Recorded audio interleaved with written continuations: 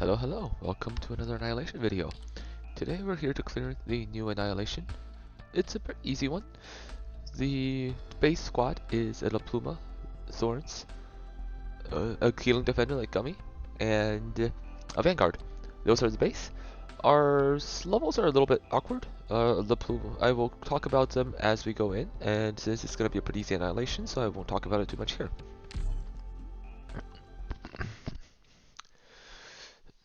So, the mobs on this particular Annihilation are fairly annoying. The biggest test for this Annihilation is not your operators and your ability to clear mobs, but your ability to deal with the massive lag generated by the additional spawns coming from the enemies and the sandstorm. Generally, people reported a massive battery use, and that's the biggest challenge, honestly, to this Annihilation. So just to really quickly talk about this opener, you want to make sure that Thorns gets down 2 charges skill before you do anything else, which is why we put Thorns down first. And then the Vanguard goes here because, well, it's a pretty safe tile to go in. You'll quickly see why nowhere else is safe. But basically, you wanted to make sure you reinforce these 2 blocks before you put the Vanguard down. And as I said, there were supposed to be 4 required operators: the Vanguard, the Thorns, the Pluma, and a healing defender. But you quickly see that we have a Chalter and a Sculptor. So you say, hey, wait a minute, these 2 are clearly not just random additional operators. So I'll quickly explain why they're added. So the base clear is a 4-op clear. I will have that in the video description.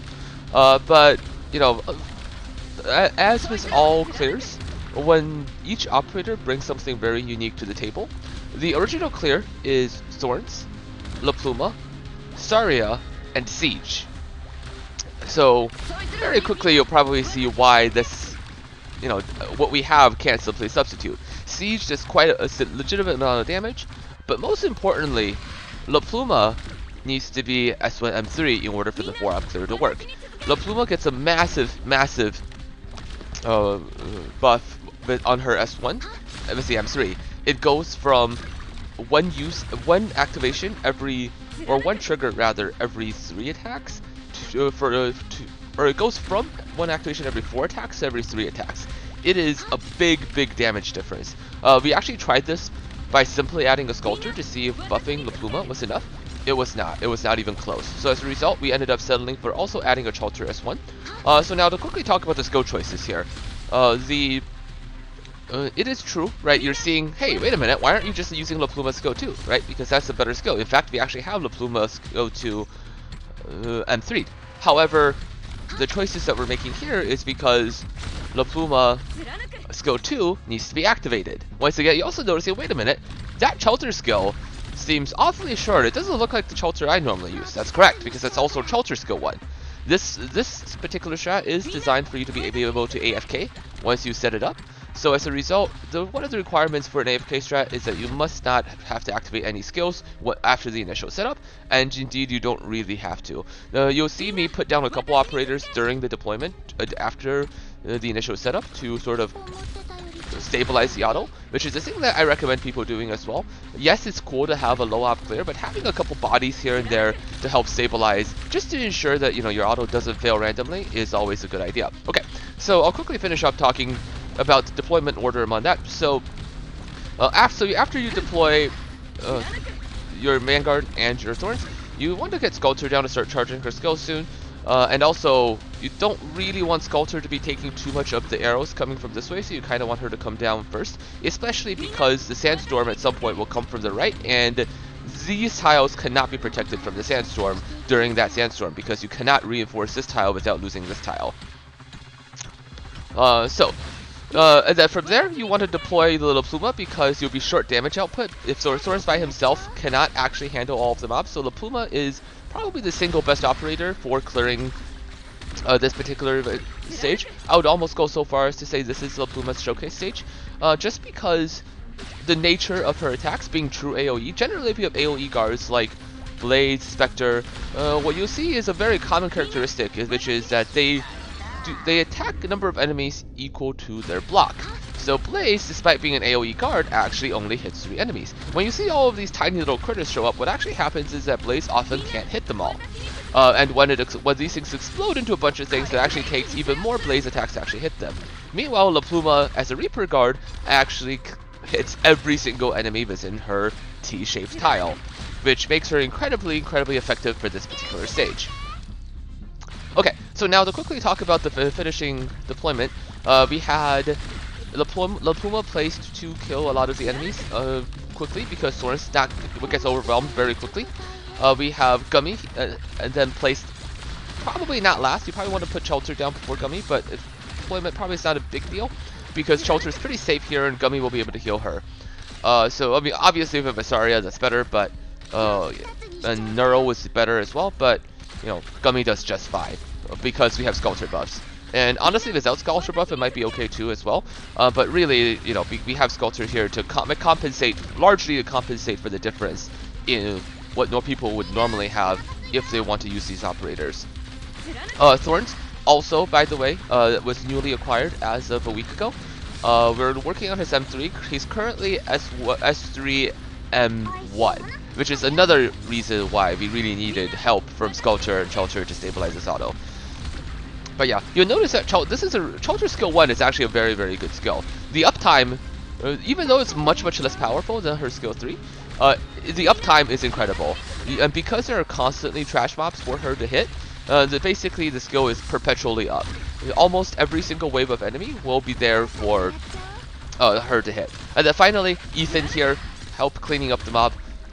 Basically just ensuring that if anybody were to sneak over and escape, Ethan will actually root them. And you'll see that our Ethan is not quite leveled enough, but it's actually very close to just killing that without doing anything. So Ethan is actually able to clean up these little slugs. And this is, I believe, a E150 Ethan. Not even E1 max. Visco level 7. But the root basically ensures is if anybody tries to sneak by, that you'll have an additional chance of preventing them from running through. When the infiltrators do come later, it did in theory help, but it didn't actually because it didn't end up being a problem. Okay, so real quickly I'll talk about the reinforcement strategy that we have. So, as I talked about at the beginning, these two reinforcements is to ensure that it needs to be done before you place the Vanguard, because once you place the Vanguard, you cannot actually reach to this tile anymore. This one, same deal, has to be done before both your Vanguard and Chalter gets placed, otherwise you cannot reach this tile anymore. Aside from these two, the goal here is with the reinforcement is the following. You want to ensure the sandstorm on the stage comes from the left, the right, and the top. So that's the reason why you want to ensure two things. The first is you want to ensure all of your operators are not buffeted by the sandstorm. So that's easy, you know. So you just sort of draw lines, right? So you take this line. First you draw left from all of your operators. So you see, okay, there's this block here. Draw left from here, and you see here. Draw left, and you see here, right? So these three are easy. You could do this one too. It doesn't matter, right? So but draw lines. So you have these three that you have to do along with this one. So right, that's 1, 2, 3, 4, 5, 6, 7, 6, right? And then you need this one and this one to keep Chalter for when the sandstorm comes from the top, to keep this line safe and this line safe. So now all of the operators, and then this one to keep Ethan safe as well, right? So that is, you know, the basic strategy behind doing this. And you'll notice this is the reason why Thorns is placed here, and the skill must be active so that, you know, when the enemies come from here, Thorns can actually take care of them. So another reason as to why these two blocks are important. You'll note that, you know, the actual strategy doesn't require this Ethan. So then the question is, if you don't have this Ethan, do you still have to do this reinforcement? And my recommendation is that you still do. And the reason is, these infiltrators gain dodge. I assume many of you who have dealt with this enemy have seen him, you know, dodge your attacks, especially during CC6 is where, you know, he was most hated, where he would just dodge all of your attacks. Well, it turns out that the dodge only activates when he is inside Sandstorm. So by reinforcing these, what essentially you have done is not only have you protected your operators, but you also made it so that these 6 tiles, where all of your DPS is focused, between Chalter, La Pluma, Ethan, and Thorns, all of these 6 tiles are actually fully covered by these reinforced bricks, and as a result, there will never ever be sandstorm within these 6 tiles. And as a result, if you see these infiltrators, they will have the sand cloak, and then when they get here, no more sand cloak, and then they never ever dodge. So that's the reasoning behind why I want to set up these blocks. And of course, eventually, the snipers will come a little later to destroy this block, and then this is the part where the stability of the auto could be at risk, and why I threw down a couple operators at the end to ensure that nothing bad happens. But, you know, up until the 370 wave, when the sniper clears these, this auto is incredibly stable. Yeah, okay, so that's mostly what it, right? Like, we've been in AFK mode since we placed Ethan. You'll notice that, you know, Ethan basically takes a little bit of aggro from the archers, but because of Sculpture buff, basically no damage is taken. Sculpture is just way too good for scenarios like this. Also, Sculpture buffed Gummy, very good medic, but better than many single target medics. Just overall very effective. Sculpture just makes everything so much cleaner. Again, you know, if you have stronger operators, you could, if you have, you know, a Saria or a Neural to replace, or high levels Saria or Neural to replace Gummy, if you have an S1M3 La Pluma, if you have, you know, your Thorns is also M3, you know, some of these may be not mandatory, but, you know, at the end of the day, the biggest goal you have is to ensure that your autos are stable, so you definitely want to prioritize that. The last thing you want is to see that, you know, you lost 25 Arendums, because it's actually quite a bit of sanity you lose. No amount of trust farming is going to make up, you know, the Arendum that you lose. Or either that or the sanity you lose if you have to redo another run. I think if you fail to do 4 per... If you leak even once on the 5 auto deploys for this, you end up having to lose about 7 to 8 sanity, maybe even 9 sanity, I can't remember the exact number, to having to do another stage, which is quite a bit of sanity that you're losing. So if you can, you know, make sure you're prioritize stabilizing the auto above all else. You see all these random bodies that are here. They are here for trust. And trust farming, I think I see people have said this as well. Trust farming on Annihilation is honestly not that important. It's only 125 trust points per week. It's honestly so trivial. It's like 1 day. It's like not even 1 day as a base assistant. So it's a very trivial amount. But if it gives you something, you know, more fun to do, gives you a little bit more of a challenge on an otherwise fairly easy map, why not do it, right? So honestly, this is an AFK strat, so I literally don't have to talk about any of the skill activations or anything because there aren't any. Everything is auto.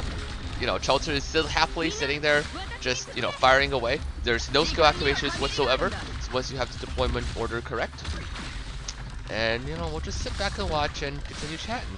Yeah, and then, so our Fang, awkwardly, is skill level 6. E1, I believe, level 1. I was looking through my Vanguards for the trust situation, and this is the other reason why I say trust farm is honestly not that important. I just do it because I enjoy it. But, you know, most of our Vanguards, from just by existing in base, you know, either our Texas is still E1 because we haven't had the resources to E2 in Texas, and we still have our couriers already max trust. We have I don't want to use Murdo again because, well, for both because Murdo is already max trust and because Murdo requires you to activate skills. So why would I want to activate a skill? That sounds awful. The goal here is as few cookies as possible. So, I mean, Murdo is obviously the best DP generator. So if you want to bring a Murdo and you're willing to activate her skill a bunch of times before the setup, go for it. But, you know, I was looking for operators that I could trust farm. So, you know, I put my Fang in, which is also like 130 trust or something. But because the other Vanguards just don't work. Like, I could in theory put like a Beanstalk or something, but they just don't generate. They just generate even less DP, and quality of life kind of just disappears.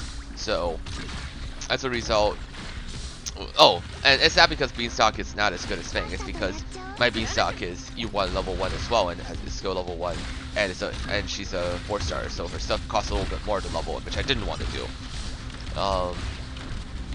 But yeah, so now we're starting to approach the final wave. Once again, this is where normally be like, okay, watch carefully. This is where, we have to do some, complicated skill activations, and there's no skill activations here. This is why I actually don't kind of like this auto, in the sense that you really don't have to rely on clutching skills to clear this auto, which I am a huge fan of.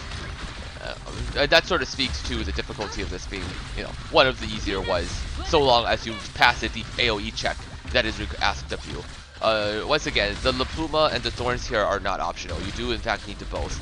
No AoE guard can replace Pluma where she is, because this really truly is her showcase map. And even by not having her M3, we ended up being required super operators. You see that the barrier has been broken, so that means Ethan does die there, because the Sandstorm will buffet her, or him.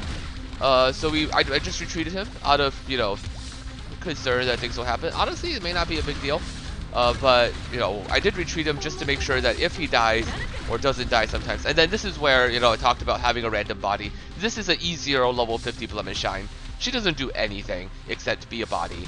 I just put her down just in case some of those things needs a little bit of additional DPS, just to make sure they don't leak. Because, the Sandstorm could make it so that they dodge a few additional times. Yeah, so you see how, these red guys now can dodge, because the Sandstorm is now here. So I was just putting extra bodies just to make sure that if, Gummy gets preoccupied by some stuff that needs to be blocked, that, they still get blocked by someone else. But yeah, so that's Annihilation 9 clear for you. Hope you enjoyed the video. If you do like it, please click a sub. And then, I'll hopefully see you all next time or on stream. Take care.